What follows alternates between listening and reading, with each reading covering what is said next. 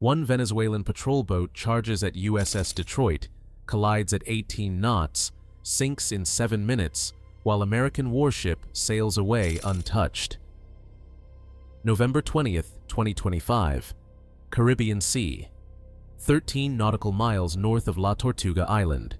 Venezuelan Navy patrol vessel Naiguatá, a 1,600-ton German-built corvette, spots USS Detroit conducting counter-narcotics operations. The Venezuelan captain receives orders from Caracas: intercept, challenge, force the Americans to leave.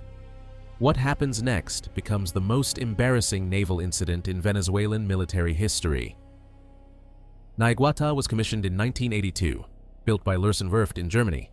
Length 262 feet, displacement 1,600 tons, crew 71, armed with one 76 mm OTO Melara gun, 4 torpedo tubes, surface-to-surface missiles. Cost when new, $47 million. But this was 2020.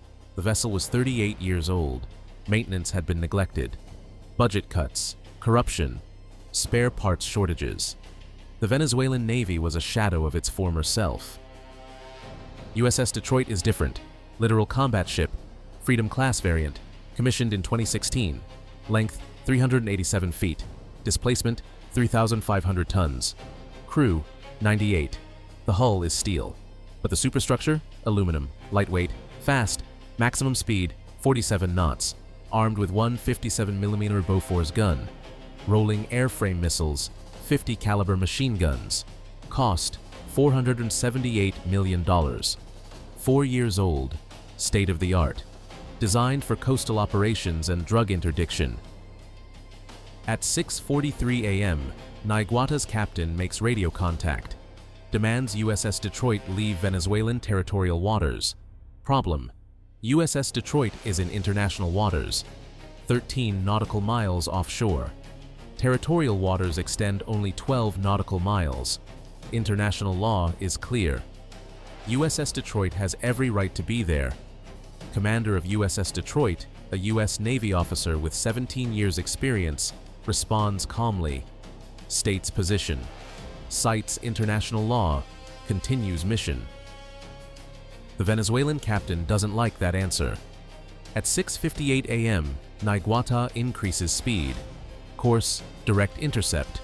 Speed, 18 knots. Distance to USS Detroit, 1,200 yards. U.S. Navy protocol activates immediately. Bridge crew goes to general quarters. Combat systems activate. But something's wrong. Naiguatá isn't slowing down, isn't turning away. It's accelerating. What's your move in this situation? Type A for evasive maneuvers. Type B for holding course and preparing defenses. Drop your tactical choice below. At 7:04 a.m., Naiguatá rams USS Detroit. Port-side collision. Impact speed, 18 knots. The sound echoes across the Caribbean. Metal screeches. Hull plates buckle. But here's what the Venezuelan captain didn't understand. He just rammed a ship twice his size with a reinforced steel hull. Naiguatá displaces 1,600 tons. USS Detroit displaces 3,500 tons. It's like a Honda Civic hitting an armored truck. USS Detroit's hull barely registers the impact. Minor scraping, paint damage, one dent approximately 14 inches deep. No breaches, no flooding, no casualties. The ship's stability, completely unaffected. Combat systems, fully operational. The American crew barely felt it. One sailor later described it as a bump. Naiguatá, catastrophic damage. The bow crumpled on impact. Steel plates folded like paper. The collision ripped open the forward hull below the waterline. Water poured in, 40 gallons per second, then 80 gallons per second. The forward compartments flooded within 90 seconds, watertight doors sealed. But the damage was done. The bow was compromised. Venezuelan crew scrambled. Damage control teams rushed forward. Pumps activated. But 1980s-era pumps couldn't keep pace with Caribbean seawater flooding in. The bow dipped. 5 degrees. then 8 degrees, then 12 degrees. The captain ordered full reverse. Engines roared, but reversing with a flooded bow, that just made it worse. More water rushed in through the compromised hull plates. USS Detroit maintained position. Bridge crew documented everything. Cameras recorded the entire incident. Radio transmissions captured. Radar tracks saved. This wasn't combat. This was evidence collection. Because the Venezuelan Navy just committed an act of aggression in international waters against a U.S. warship during a legitimate counter-narcotics operation. At 7:09 a.m., 5 minutes after impact, Naiguatá lists 15 degrees to port. The forward deck is underwater. Crew members move to the stern. The captain realizes what's happening. His ship is sinking. He rammed a U.S. warship, and now his own vessel is going down. The radio erupts with distress calls. Mayday, Mayday, Mayday. Position transmitted. Crew count confirmed. All 71 personnel accounted for. Here's where it gets interesting. USS Detroit doesn't leave. International maritime law requires vessels to render assistance to ships in distress. Enemy or not, aggressor or not. The U.S. Navy follows the law. Commander of USS Detroit orders small boats deployed. Rescue swimmers prepare. Medical teams stand ready. If Venezuelan sailors go into the water, Americans will pull them out. But the Venezuelan captain refuses help. Pride, embarrassment, political pressure from Caracas. He orders his crew to abandon ship using their own lifeboats. At 7:14 a.m., 6 minutes after impact, Venezuelan sailors begin evacuating.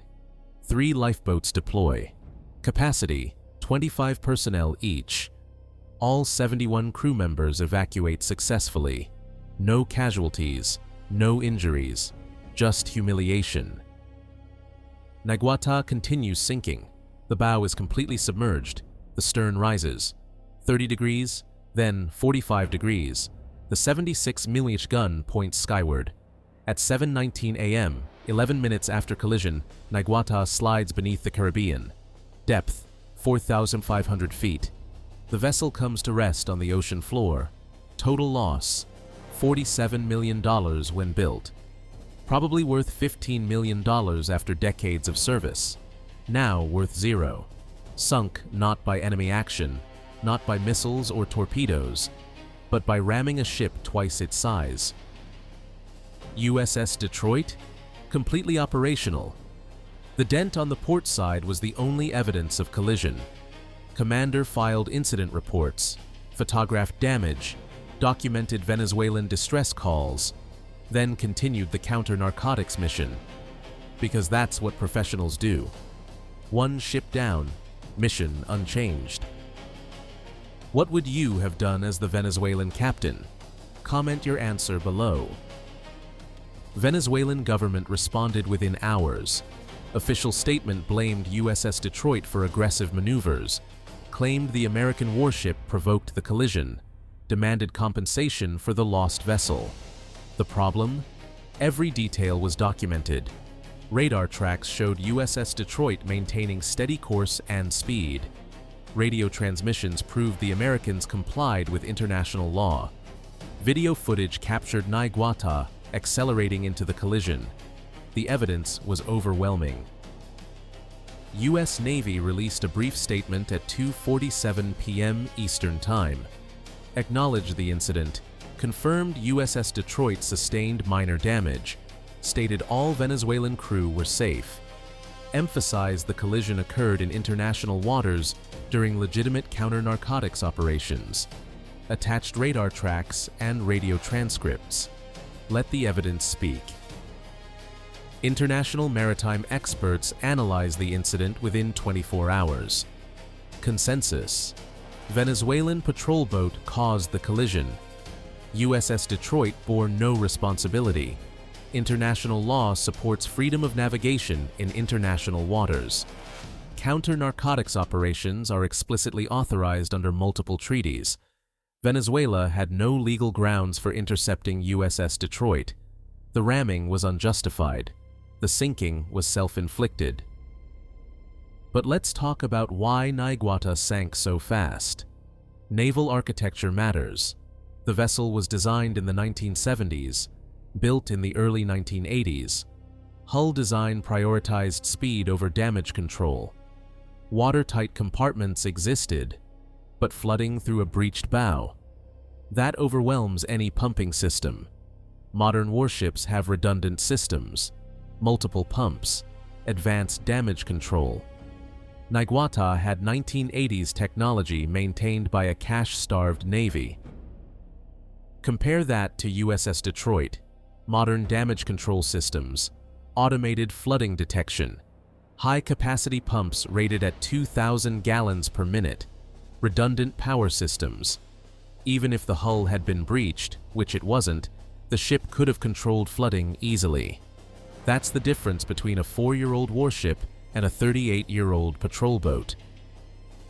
The incident revealed something else. Venezuelan Navy operational readiness was questionable at best. Any competent captain knows you don't ram a larger vessel with a smaller one. Basic physics, basic seamanship. The fact that Naiguatá's captain attempted this maneuver suggests either desperation or incompetence, probably both. Orders from Caracas demanded action.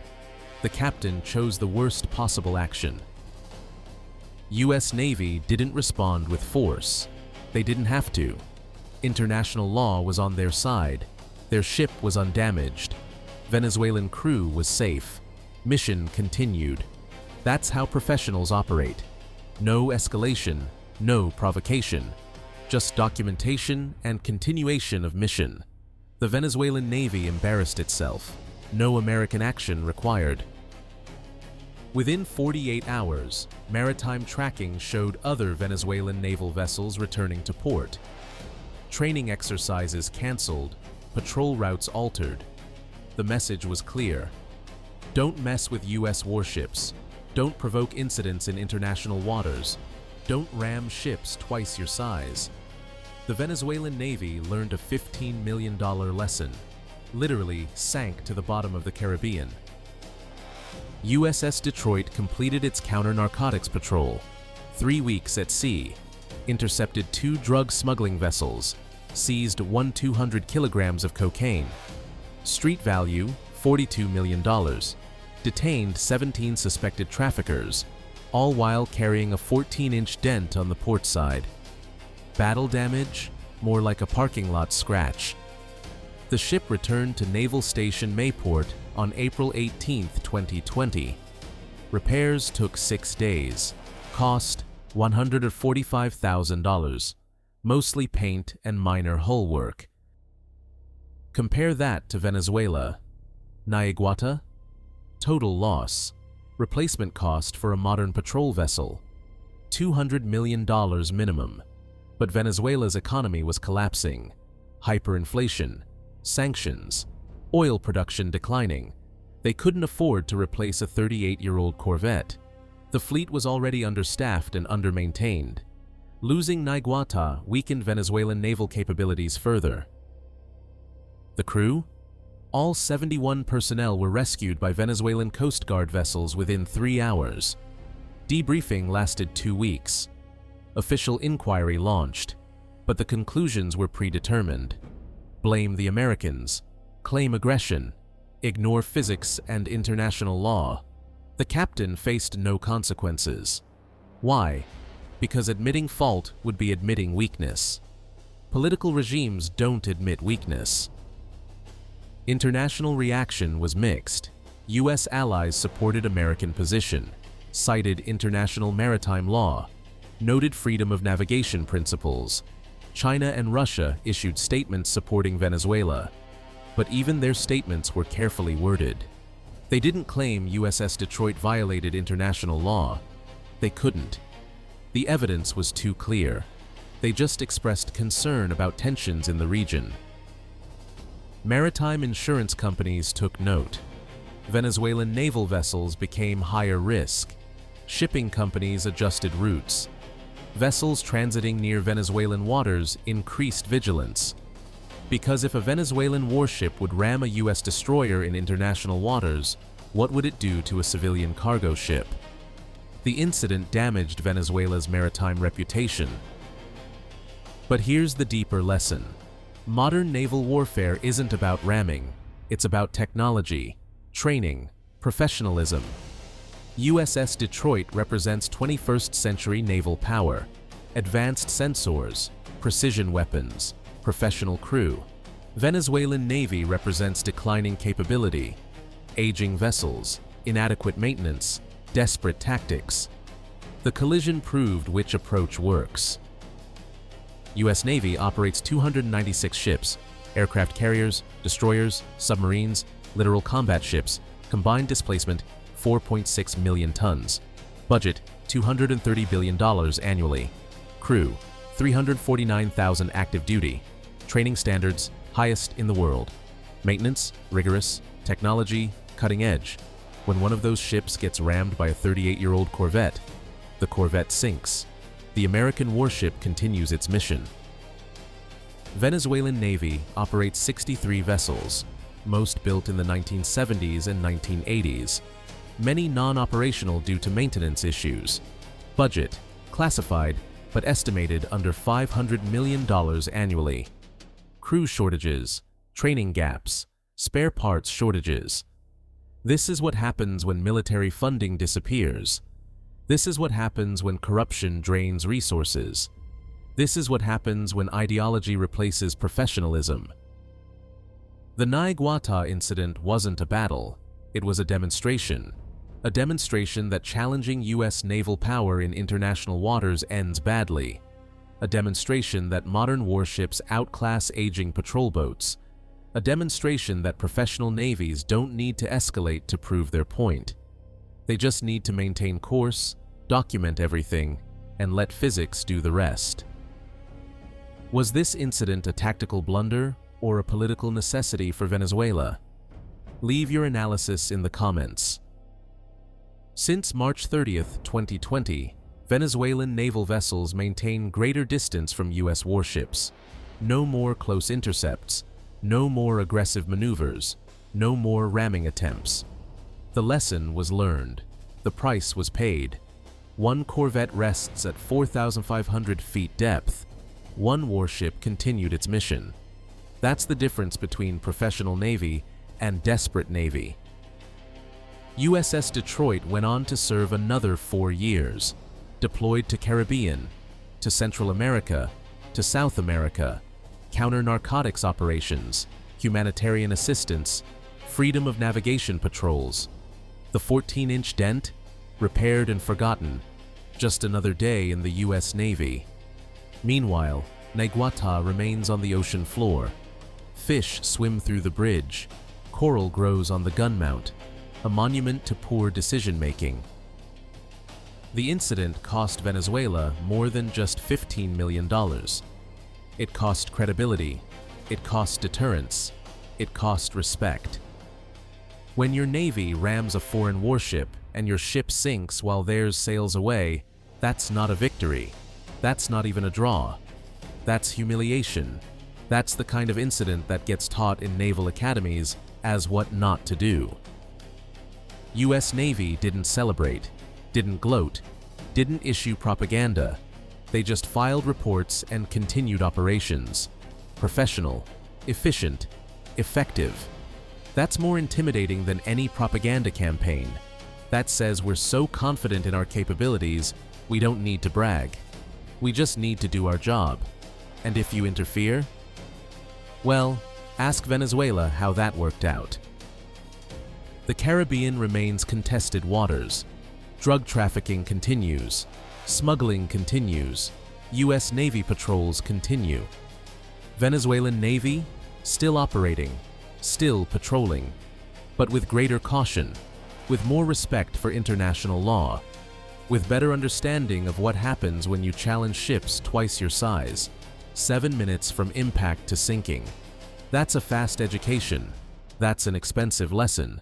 That's a humiliation that doesn't fade.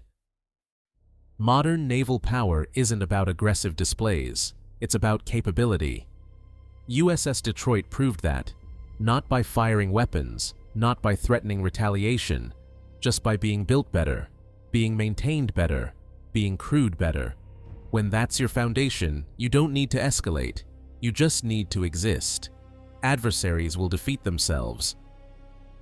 This detailed breakdown of maritime collision dynamics and international naval law took substantial research to compile accurately.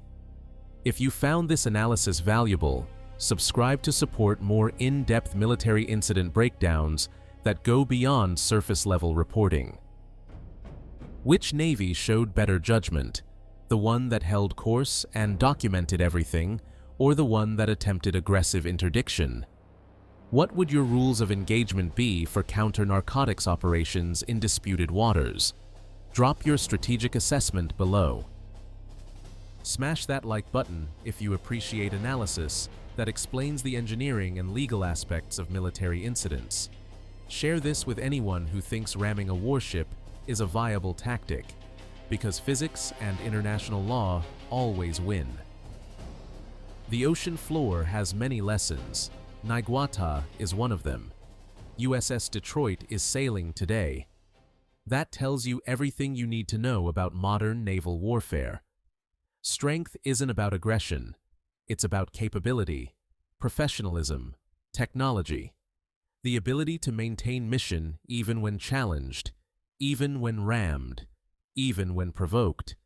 That's power. That's deterrence. That's the U.S. Navy.